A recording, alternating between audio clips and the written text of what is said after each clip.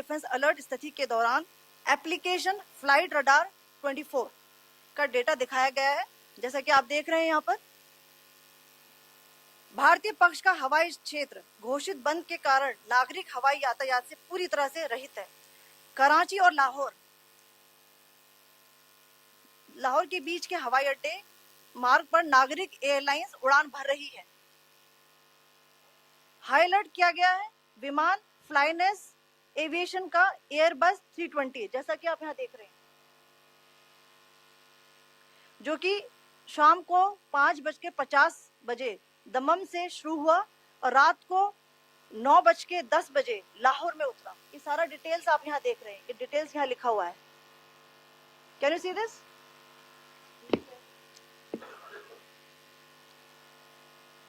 भारतीय वायुसेना ने अपनी प्रतिक्रिया में काफी संयम दिखाया और इस प्रकार अंतरराष्ट्रीय नागरिक विमान सेवा की सुरक्षा सुनिश्चित की। धन्यवाद। जय Hind.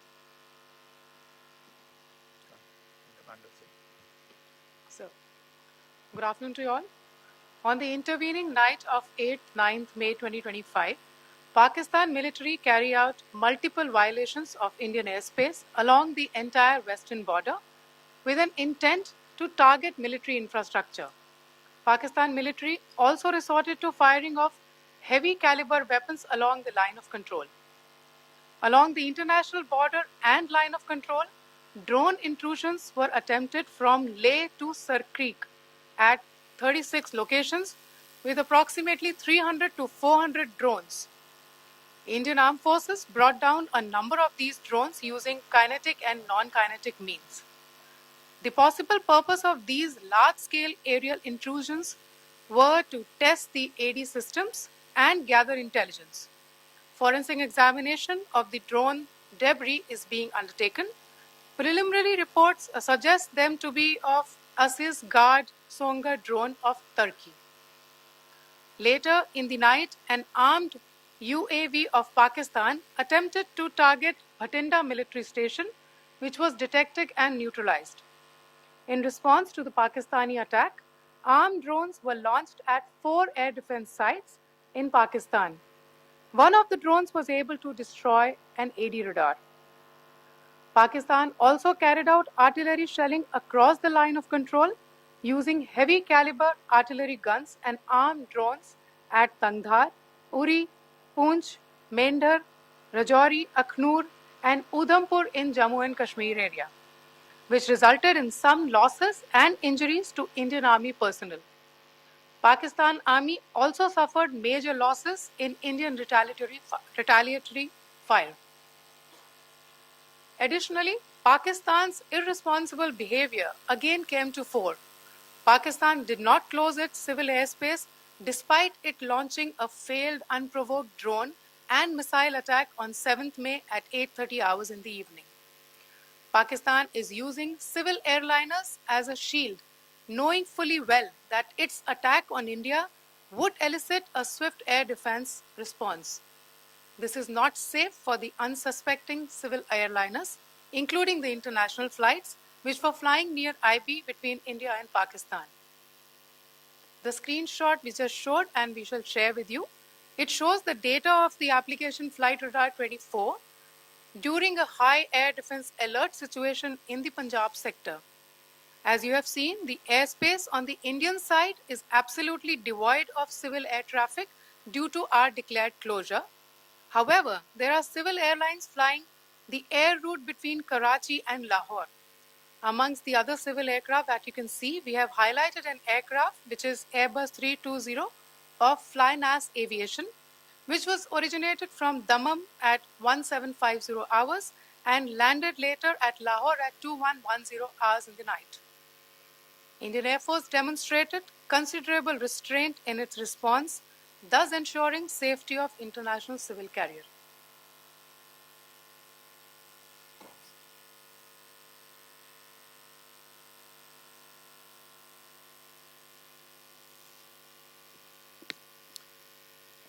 Thank you, Colonel Qureshi, Wing Commander Singh.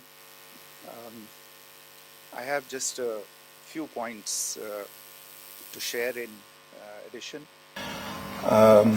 कल रात की पाकिस्तानी सेना की कायरतापूर्ण गतिविधियों से आपको कर्नल कुरैशी और विंग कमांडर सिंह ने पहले ही अवगत करा दिया है.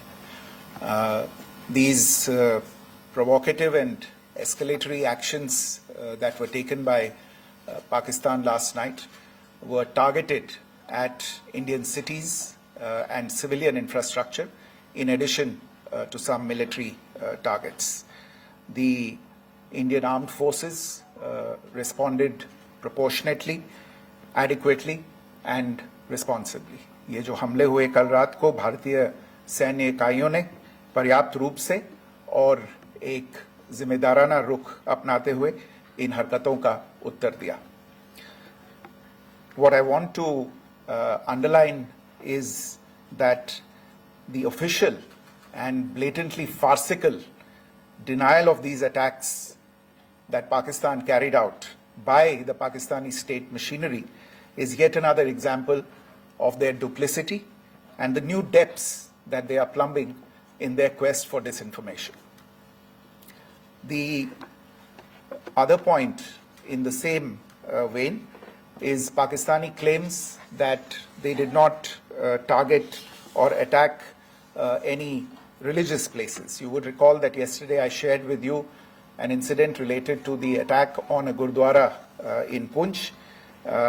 Instead of owning up to these attacks, Pakistan made the preposterous and outrageous claim that it was the Indian Armed Forces and the Indian Air Force that was targeting cities like Amritsar and trying to put the blame on Pakistan. This is nothing but a desperate attempt by Pakistan to disown its acts of aggression, but it is also true to type in its effort to deceive and mislead the world. It will not succeed. The Gurdwara in Punch in particular was attacked by Pakistan, and some local members of the Sikh community, including a Ragi of the Gurdwara, lost their lives in this incident, as I shared yesterday. TV पर आप इस हमले के चित्र देख सकते हैं. In addition, that we would attack our own cities is the kind of deranged fantasy that only the Pakistani state can come up with. Perhaps they do it because they are well versed in such action, as their history would show.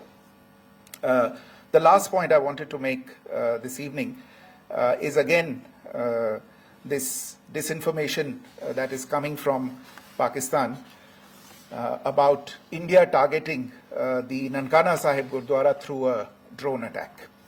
This is again yet another blatant lie and part of Pakistan's disinformation campaign.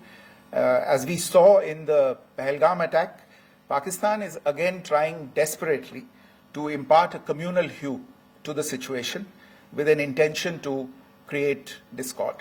Again, we are not surprised. India's steadfast unity in itself is a challenge to Pakistan. Let me stop there. I have time only for a few questions and be happy to try and answer them. First, I call Siddhant. Siddhant, please. Hi, sir. I'm Siddhant from Lyon. So this is Siddhant, behind, please. The other Siddhant. Yes. Hi, sir. I'm Siddhant from CNN News 18. Sir, I only want to know from you the status of Kartarpur corridor. Is it open or not? You can. I think you're all aware of the situation along the entire India-Pakistan border and the areas around the line of control. In view of the existing security scenario, the services of the Kartarpur Sahib corridor have been suspended till further directions. We'll update you as and when there is a change in the situation. You have a question here, Rishabh? So, good evening, Rishabh from Times Now. So, you spoke about religious places being hit in Jammu. There's another religious place which is Carmelite Nun church that has been hit. What do you have to say about it? Yeah, actually, we do have some information about this extremely regrettable and condemnable incident during heavy shelling across the line of control in the early morning of 7th May. A shell fired from Pakistan landed just behind the Christ School run by the Carmelites of Mary Immaculate congregation in Punch. Tragically, the shell fired from Pakistan hit the home of 2 students of the Christ School. Both students unfortunately lost their lives and their parents were severely injured. Another Pakistani shell struck a Christian convent of nuns belonging to the congregation of the Mother of Carmel, damaging water tanks and destroying solar panel infrastructure. Several priests, nuns, school staff, and local residents took refuge in an underground hall beneath the Christ School during the shelling by Pakistan. The school happened to be closed at the time, fortunately. Otherwise, more losses would have occurred.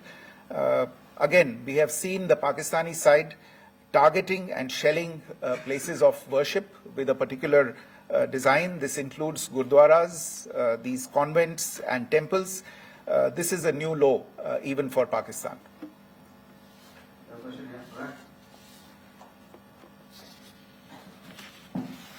Sir Pranay Upadhyay Amar Ujala से sir कल आपने इसी podium से पाकिस्तान के IMF bailout को लेकर और Indus water treaty को लेकर जो टिप्पणी की थी उसकी पाकिस्तान में काफी तीखी प्रतिक्रिया भी आई और उसके बाद हमने देखा कि पाकिस्तान की तरफ से किस तरीके से लेह से लेकर भुज तक पूरी बॉर्डर के ऊपर जो इन्वेजन था वो किया गया।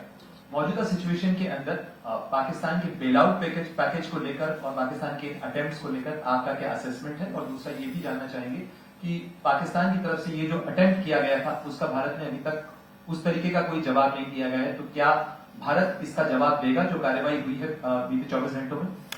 देखिए प्रणय, जहां तक इंडस वाटर्स ट्रीटी का सवाल है, मैंने कल विस्तार से उसके बारे में इसकी चर्चा की है. Indus waters treaty is in abeyance and as such I have nothing further to add to the decision that was announced by the Cabinet Committee on Security. जहां तक IMF bailout का सवाल है, आपको ज्ञान होगा कि IMF की आज मीटिंग हो रही है. हम वहां पे अपना पक्ष रखेंगे और जो हमारा मत है इन चीजों को लेके वहां पे साझा करेंगे दूसरे मेंबर्स के साथ. ये बोर्ड पे निर्भर है कि वहां पे क्या निर्णय होता है.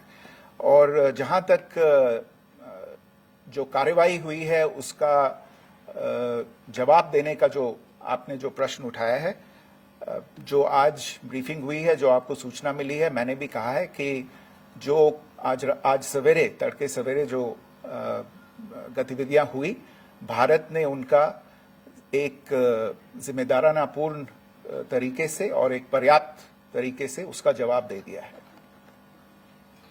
सिद्धांत. Hi sir, Siddhant from Beyond. Sir, the External Affairs Minister has spoken to many of his counterparts around the world.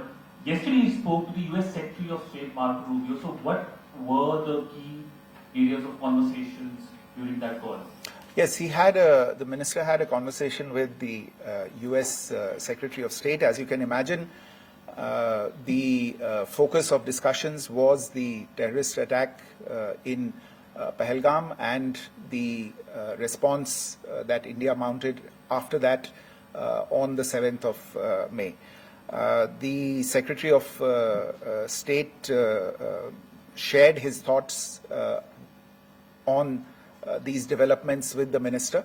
The minister deeply appreciated the US's commitment to work with India in the fight against terrorism, and he also underlined the targeted measures that India had taken in connection with Operation Sindoor. The minister also underlined that India would firmly counter any attempts at escalation from there. But in follow-up to that, as you are aware, there have been a number of other conversations. The minister had a conversation with the UK Foreign Secretary, David Lammy, today. There too, the discussion centered around countering terrorism, for which there must be zero tolerance. And I understand just a short while ago, the External Affairs Minister has also spoken to the Foreign Minister of Norway, Espen Barth Eide, which was also focused on recent developments stemming from the terrorist act in Pahalgam. One last question, Sudhi. Sir, once again, thank you for doing this. Shri Ranjan from Bloomberg. Once again, India had struck Bahawalpur the other day, which is also connected with the murder of one of us journalists, Daniel Pearl. If you could give us an understanding of what exactly are the reports that you're getting. You're right. Bahawalpur is the headquarters of the Jaish-e-Mohammed terrorist group that is proscribed by the United Nations. Its leader, Maulana Masood Azhar, is a proscribed individual. It is, you brought up the connection with the tragic death or killing of Daniel Pearl of the Wall Street Journal. The Jaish-e-Mohammed was in some way directly or indirectly responsible for the death of Daniel Pearl. But the real connection is through Ahmed Omar Saeed Sheikh, the British Pakistani jihadi who was held in India but was finally released in 2000, and he was the person who lured Daniel Pearl to his eventually leading to his murder. So these are all obviously connected figures, connected individuals, connected institutions, and the attack on Bahawalpur, on that facility of the Jaish-e-Mohammed in Bahawalpur is, I would imagine, a fitting part of this unfortunate incident. Thank you all. Thank you, sir. With that, we come to the closure of this press briefing. Thank you very much.